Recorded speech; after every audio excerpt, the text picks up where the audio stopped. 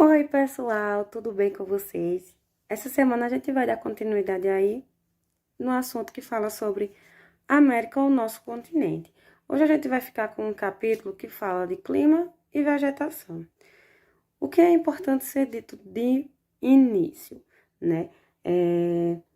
A gente já falou em outros vídeos, assim como também durante as aulas presenciais, sobre a diversidade que existe em todo o continente americano, de norte a sul, né?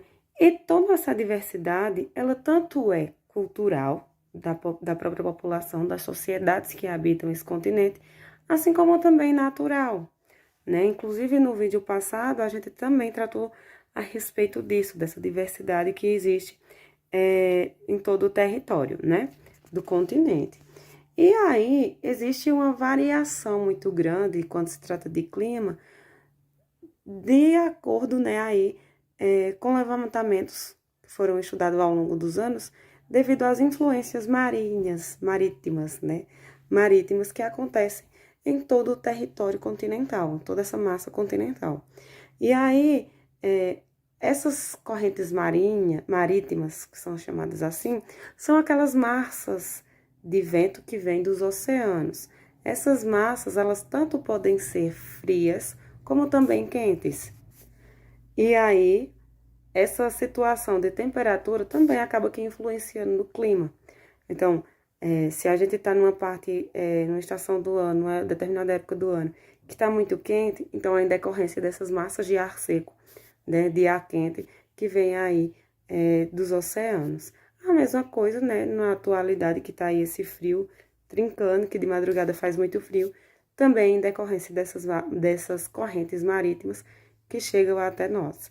E aí, em decorrência dessas situações, vem a classificação dos tipos de clima. E aí, esses climas, eles podem ser equatorial, tropical, subtropical, desértico, semiárido, mediterrâneo, temperado, frio, polar e frio de montanhas. E claro, cada tipo de clima desse traz em sua abordagem, em seu relevo, uma apresentação de vegetação distinta. Por quê? Porque toda vegetação ela é apropriada, específica para se adequar a um determinado tipo de clima. Então, por exemplo, se nasce um pé de milho aqui em Sumé, então quais são as características do clima de Sumé? Seco, com chuvas isoladas, poucas chuvas ao longo do ano. Então, se eu pegar a semente do milho e for plantar em outro lugar, o outro lugar tem que ter também algumas dessas características semelhantes. Não necessariamente idênticas, mas no mínimo semelhantes. E aí, quando a gente fala da vegetação, que precisa se adequar à questão climática, a gente tem também os principais tipos climáticos, né, aí do continente, assim como também as formações vegetais, tanto de toda a massa continental da América. Então, essas zonas elas ficam divididas em zona ártica, zona temperada e zona tropical.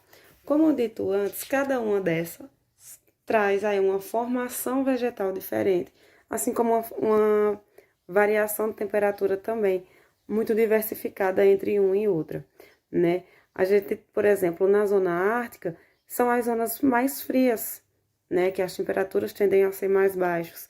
Os relevos, eles também têm uma diferença nas suas características e a vegetação também. Por quê? A vegetação geralmente das zonas árticas é a tundra, que é justamente o tipo de vegetação adequada para viver aí em ambientes com as temperaturas mais baixas. Na zona temperada, por exemplo, a gente tem a variação de clima frio, mas que também tem as suas elevações de temperatura.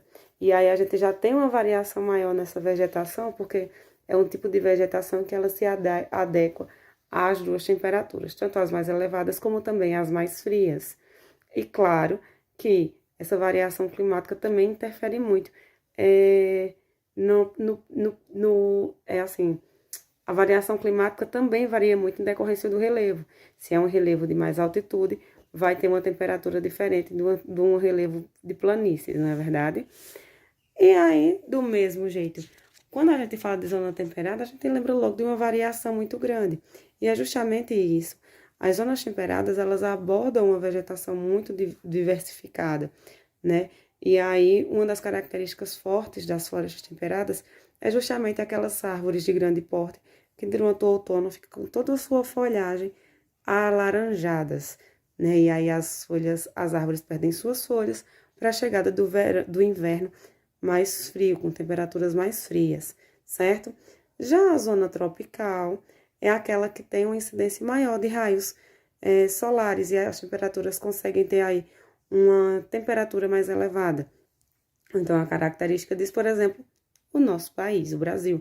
O Brasil fica na zona temperada e aí tem essa variação de altas temperaturas a médias, tá? Uma coisa que é importante ser dita, gente, em qualquer parte do continente, não só do continente americano, mas de qualquer outro, pode ter a presença de desertos, tá certo? Por exemplo, a gente associa os Estados Unidos como um lugar que não tem deserto. Por quê? Tem uma condição climática boa, tem temperaturas baixas, chega a nevar, o Canadá, a mesma situação.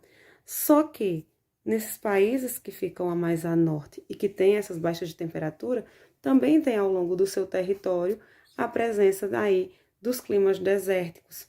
E são justamente aquelas regiões terrestres onde há uma baixa produção de vegetação, né? Para não dizer totalmente escassa, assim como também o índice pluviométrico ele é muito baixo. Então, as chuvas são muito poucas ao longo do ano e a quantidade também muito baixa, tá certo? Então, quando se fala de climas desérticos, isso pode atingir as várias regiões que tem aí, os vários tipos de zona, seja a zona ártica, a temperada ou a tropical, tá certo?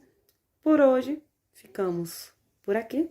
Daremos continuidade nos próximos aulas, tá bom?